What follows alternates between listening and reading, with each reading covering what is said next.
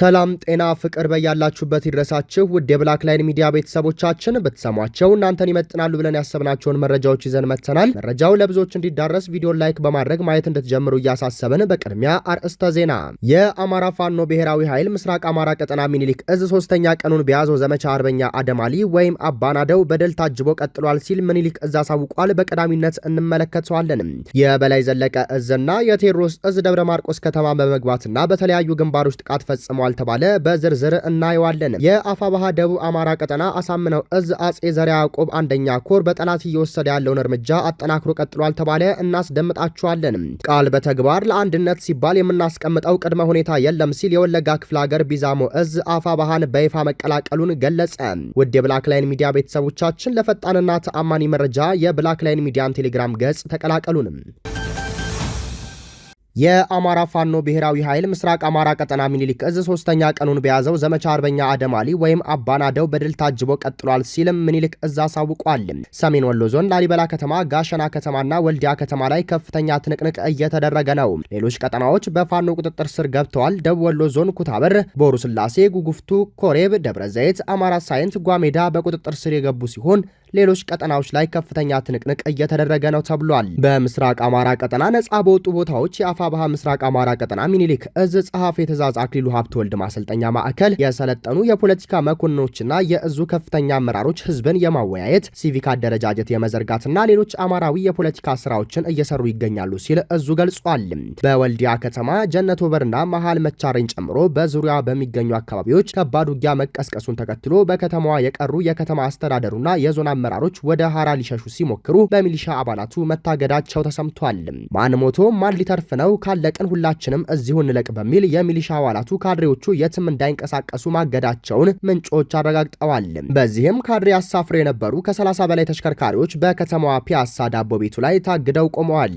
በተመሳሳይ ከትናንት ጀምሮ ቀድመው በመውጣት ሐራ የነበሩ የዞኑ ከፍተኛ አመራሮች በባለሽርጡ ክፍለ ጦር ተቆርጠናል በሚል ወደ ሌሎች የአፋር አካባቢዎች ለመሸሽ እየተጋፉ ቢሆንም ነገር ግን የሚያጅባቸው ወታደራቸው ከባድ ጭንቀትና ሽብር ላይ መውደቃቸው ታውቋል። የሐራና የአካባቢው ወጣቶችም ከተማችን የባንዳ መደበቂያ መሆን የለባትም በሚል እንቅስቃሴ ጀምረዋል ነው የተባለው። የበላይ ዘለቀ እዝ ድልበር ብርጌድና ንስር ብርጌድ የደፈጣ ጥቃት በመፈጸም የጠላትን ኃይል አንገት ማስደፋታቸው ታወቀ። የቴዎድሮስ እዝ የጎጃም አገው ምድርና የሐዲስ ዓለማየሁ ክፍለ ጦርም ደፈጣና ደብረ ማርቆስ ከተማ በመግባት ጥቃት ፈጽመዋል። በላይ ዘለቀ እዝ ዛሬ ባጋራን መረጃ ትላንት መስከረም 15 ቀን 2018 ዓ.ም ከቀኑ 9 ሰዓት ተኩል ላይ አፋባሃ ሰሜን አማራ ቀጠና በላይ ዘለቀ እዝ ዳግማዊ ቴዎድሮስ 5ኛ ኮር የጥቁር አንበሳ ክፍለ ጦር አመራሮችና ድልበር ብርጌድ፣ ንስር ብርጌድ እንዲሁም ፋና የውቤ ክፍለ ጦር ንስር ሻለቃ በጥምረት በጎንደር ዙሪያ ወረዳ 10 በምትገኘው የብልጽግና ሰራዊት የማዘዣ ቦታ በሆነችው ደጎማ ከተማ ተነስቶ በተሽከርካሪ ወታደራዊ አመራሮችን በመጫን ወደ ማክሰኝት ከተማ አጅበው በመሄድ ላይ እያሉ ድንዛዝ ልዩ ስሙ 8 ቁጥር ተብሎ ከሚጠራው የገጠር ቀበሌ ክንደብርቶቹ ፋኖች በጠላት ኃይል ላይ መብረቃዊ ጥቃት ፈጽመዋል ነው የተባለው። በጥቃቱ አመራር የጫነችው ተሽከርካሪ ጉዳት የደረሰባት ሲሆን ስሙ ለጊዜው ያልታወቀ መቶ አለቃ ማዕረግ ያለው ወታደራዊ መኮንን መሞቱ ታውቋል። 10 የነፍስ ወከፍ ጠመንጃዎች ተማርከዋል። ቁጥሩ በውል የማይታወቅ የጠላት ኃይል እስከ ወዲያኛው የተሸኙ ሲሆን በርካታ ወታደሮችም ክፉኛ መቁሰላቸውን ለማወቅ ተችሏል። አመራር ጭና የጉዳቱ ሰለባ የተዳረገችው ተሽከርካሪ ይዞ ለመሄድ ከማክሰኝትና ከደጎማ ተጨማሪ የጠላት ኃይል የተንቀሳቀሰ ቢሆንም ጠላት ያሰበውን ግን ማሳካት አልቻለም ተብሏል። የአፋባሃ ምዕራብ አማራ ቀጠና ቴዎድሮስ እዝ ጎጃም አገው ምድር ክፍለ ጦር የቀኝ አዝማች ስሜና ደስታ ብርጌድ በሁለት አቅጣጫ የተንቀሳቀሰውን የአረመኔውን አገዛዝ በደፈጣ መተውታል ሲል የጎጃም አገው ምድር ክፍለ ጦር መረጃውን አጋርቶናል። ከሰከላ በመነሳት ወደ ሱርታ መገንጠያ ሲያቀና የነበረው የአረመኔው አገዛዝ ሰራዊት ሱርታ መገንጠያ ላይ በደፈጣ የተመታ ሲሆን ከእንጅባራ ወደ ምርክታ ሲንቀሳቀስ የነበረውን አገዛዝ ፈጣን ወንዝ ላይ በደፈጣ በመምታት በጠላት ላይ ከፍተኛ ሰብአዊና ቁሳዊ ኪሳራ ደርሶበታል። በዚህ አውደ ውጊያ በርካታ ኃይል ሲገደል ብዛት ያለው የአረመኔው አገዛዝ ቁስለኛ በመሆን ወደ እንጅባራ ሆስፒታልና ሰከላ ጤና ጣቢያ ተወስዷል። በተመሳሳይ የአፋባሃ ምዕራብ አማራ ቀጠና ቴዎድሮስ እዝ የሐዲስ ዓለማየሁ 7ኛ ክፍለ ጦር አዋበል መብረቁ ብርጌድ በቀን 15 አንደኛ ወር 2018 ዓ.ም ደብረ ማርቆስ ከተማ ሰርጎ በመግባት ጎዛምን ፖሊስ ጣቢያ ላይ የቦምብ ጥቃት ፈጽሟል ሲል የሐዲስ ዓለማየሁ ክፍለ ጦር ገልጿል። በጥቃቱ አንድ የአረመኔው አሽከር ፖሊስና አንድ አድማ ብተና ወደ ላይኛው ሲሸኙ 2 ሚሊሻዎች ከባድ ቁስለኛ ሆነዋል ሲል ገልጿል። የአፋብኃ ደቡብ አማራ ቀጠና አሳምነው እዝ አጼ ዘርዓ ያዕቆብ አንደኛ ኮር በጠላት ላይ እየወሰደ ያለውን እርምጃ አጠናክሮ ቀጥሏል ተባለ። የአፋብኃ ደቡብ አማራ ቀጠና አሳምነው እዝ አጼ ዘርዓ ያዕቆብ አንደኛ ኮር የ7 ለ7 እና አጼ ይኩኖ አምላክ ክፍለ ጦር በፈረድ ውሃ እና ሸበቶ በተባለ ቦታ ከባድ ውጊያ አካሂደዋል።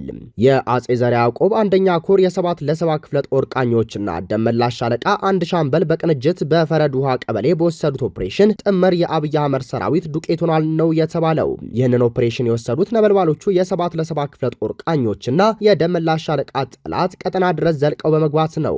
በዚህም አውደ ውጊያ ጠላት የደረሰበት ምት መቋቋም አቅቶት አስከሬኑን እያንጠባጠበ ጥሎ ወደ አጣዬ ከተማ ወጥቷል።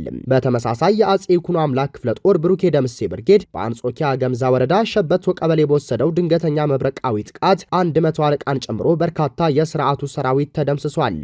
የብሩኬ ደምሴ ብርጌድ ከግሸራቤል ወረዳ ተነስቶ ወደ አንጾኪያ ገምዛ ወረዳ በተንቀሳቀሰው ራሱን 105ኛ ኮማንዶ ብሎ በሰየመው ጠላት ላይ በተወሰደ እርምጃ ኃይል መሪውን ከናባሉ አስደምስሶ ሸሽቷል ሲል አሳምነው እዝ መረጃውን አጋርቶናል። ቃል በተግባር ለአንድነት ሲባል የምናስቀምጠው ቅድመ ሁኔታ የለም ሲል የወለጋ ክፍለ ሀገር ቢዛሞ እዝ ገለጸ። የአማራ ፋኖ ብሔራዊ ኃይል ለወለጋ ክፍለ ሀገር ፋኖ ከድርጅታችን ጋር አብራቸው ተቀላቀሉና ታገሉ ሲል ከቀናት በፊት መልእክት መላኩን ተከትሎ የወለጋ ክፍለ ሀገር ፋኖ ለአንድነት ስል የማልከፍለው ዋጋ የለም ከአፋብኃ ጋር በጋራ እታገላለሁ በማለት ምላሽ ሰጥቷል። ታሪካዊ ጠላቶቻችን አማራ የሚባል ጠላት በምናባቸው ፈጥረውና ልቦለድ ጽፈውለት ላለፉት 50ና 60 ዓመታት አማራን ሲገድሉ ኖረዋል። ተረኛው ገዳይ ቡድን ብልጽግና ላለፉት 8 ዓመታት አማራ ላይ የሞት አዋጅ አውጆ ወገናችን ተጨፍጭፏል። ከጭፍጨፋው የተረፈው ለቀጣይ 40 ዓመታት እንኳን እንዳያገግም ሁሉን አቀፍ ውድመት ደርሶበታል ሲል ነው የገለጸው የወለጋ ፋኖ። በተለይ በወለጋ ክፍለ ሀገር የሚኖረው አማራ ላይ የደረሰው ግፍ እንኳንስ በገሃዱ ዓለም በልብ ወለድ መጽሐፍ ላይ ለመጻፍ እንኳን ጸሐፊው እጁ ሊታዘዝለት የማይችለው ከአእምሮ በላይ የሆነ የበደል ጥግ ደርሶበታል።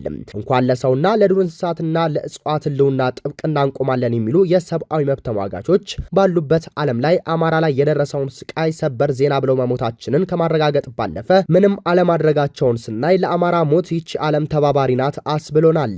የወለጋ ፋኖ በመግለጫው አማራ ከፈጣሪ በታች መዳኛው ክንዱ ብቻ መሆኑን ባሳለፍናቸው 5 ዓመታት ራስን የመከላከል ተፈጥሯዊ መብቱን በመጠቀሙ ልምድ አግኝቶበታል። ቀጥሎ በወለጋ ክፍለ ሀገር የሚኖረውን አማራ ከፈጽሞ መጥፋት ለመታደግ የወለጋ ክፍለ ሀገር ፋኖ እዝ ወይም ቢዛሞ አደራጅቶ ዱር ቤቴ ካለ ሰነባብቷል። የወለጋ ክፍለ ሀገር እዝ ወይም ቢዛሞ የአማራ ህልውና የሚረጋገጠው ሁሉም ታጋይ በአንድ አታጋይ አማራዊ ድርጅት ስር ሆኖ ሲታገል እንደሆነ በጽኑ ስለሚያምን በተለያየ ጊዜ የአማራ ፋኖ አደረጃጀቶች ወደ አንድ አማራዊ አደረጃጀት ለመምጣት ባደረጉት ሙከራ ሁሉ የወለጋ ክፍለ ሀገር ፋኖ እዝ ወይም ቢዛሞ ተሳታፊ በመሆን የበኩሉን አስተዋጽኦ ሲያበረክት ቆይቷል ብሏል። ግንቦት 1 ቀን 2017 ዓ.ም የአማራ ፋኖ ብሔራዊ ኃይል ሲመሰረትም ከመስራቾች ውስጥ አንዱ በመሆን የቆመለትን ዓላማ ለማሳካት አንድ እርምጃ ወደፊት ተራምዷል። ለዚሁም የአማራን የመከራ የሰቆቃና የግፍ ዘመን ለማሳጠር እንዲሁም ቀጣዩን የአማራን ህዝብ ዕጣ ፈንታ ታሳቢ ያደረገ የትግል ምዕራፍ ውስጥ ለመግባት ሲባል ስንታገልበት የነበረው ድርጅታችንን የወለጋ ክፍለ ሀገር ፋኖ እዝ ወይም ቢዛሞ የስም ስያሜውን ወደ አማራ ፋኖ ብሔራዊ ኃይል ቢዛሞ እዝ የቀየርን መሆኑን እያሳወቅን አፋብኃ ለቢዛሞ እዝ በላከልን ደብዳቤ መሰረት የአማራን ህልውና ለማረጋገጥ በሚያደርገው ሁሉን አቀፍ ትግል ውስጥ ያለምንም ቅድመ ሁኔታ ድርጅቱ በሚፈልገው መስመር ለመሰለፍ ዝግጁ መሆናችንን ማሳወቅ እንወዳለን። በመሆኑም በመላው ዓለም የምትገኙ የአማራ ፋኖ ታጋዮችና ደጋፊዎች የ70 ሚሊዮን የአማራን ህልውና ለማረጋገጥ የተመሰረተው የጋራ ቤታችን አፋብኃ ሌላኛው የቤቱ ግድግዳ የአማራ ፋኖ ብሔራዊ ኃይል ቢዛሞ እዝ መሆኑን በደስታ ልናበስራችሁ እንወዳለን። ከእንግዲህ አማራ ለአማራ ከአማራ በአማራ የመጣ የሄደው የሚገድለው ባለጊዜው እንዳይኖር ዛሬ ላይ ሁነን ነገን እንሰራለን። በመጨረሻም ይህ የአዲሱ ትውልድ ህልውና ትግል የአማራን ህዝብ የስቃይ ጊዜያት በማሳጠር ትንሳኤውን በቅርብ ለማድረግ የሚደረግ ነውና ከሁሉም በፊት የአማራን ህልውና ማረጋገጥ ይቅደም እንላለን ሲል የአማራ ፋኖ ብሔራዊ ኃይል ቢዛሞ እዝ ገልጿል። በወዳጆቻችን የህሊና እጥበት የተፈጸመበት የአማራ ህዝብ በታሪክ ውስጥ ህልውናው ጥያቄ የሆነበት ወሳኝ ወቅት ላይ እንገኛለን።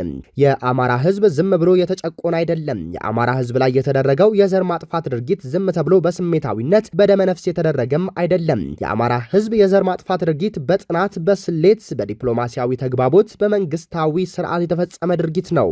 የዘር ልዩነት ትርክት ተፈጥሮ ጽንፈኛና ወራሪዎች ናቸው ተብለን ተለይተን የዘር ማጥፋት ምልክት ተሰጥቶን የስብዕና ማዋረድና ሞት ተፈጽሞብን በወዳጆቻችን ላይ የህሊና እጥበት ተፈጽሞ እንደ ፖለቲካ ርዕዮተ ዓለም እንታገላቸዋለን ተብሎ ተዝቶብን የድሮ ስርዓት ለመመለስ ተብሎ በትምክህት በነፍጠኝነት ተቀጥቅጠን የዘር አድማ ተደርጎብን አጥፊዎቻችን ለዘር ማጥፋት ድርጊቱ እንቅፋት ሆነው ያሉትን በማስወገድ ታሪካዊና የጀግንነት አምባ ሐውልቶቻችንን በመናድ ጸረ አማራ ሐውልት በማቆም የዘር ፍጅት ፈጽመውብን በድርጊቱ ላይም የወንጀል ክህደት ተፈጽሞበታል። አማራ ከ10 እስከ 15 ሚሊዮን የሚጠጋ ህዝባችንን በማፈናቀል በማሳደድ በመንግስታዊ ስርዓት ህዝባችን ላይ የዘር ማጥፋት ተፈጽሞበታል። አሁንም እየተፈጸመበት ያለ ህዝብ ነው። የዘር ማጥፋቱ ድርጊት ሙሉ ደረጃዎችን አልፎ የተከወነ በዚህ በ8 ዓመት ውስጥ በአማራ ህዝብ ላይ ስርዓት አዘል የዘር ማጥፋት ጦር ታውጆ እየተተገበረም ይገኛል። ይህን የብልጽግና ሰራዊት ድርጊት መቃወም ብቻ አይደለም፣ ተቃውሞንም በይፋ ነፍጥ አንስተን ህልውናችንን ለመታደግ ከገጠምን 3ኛ ዓመታችንን ይዘናል።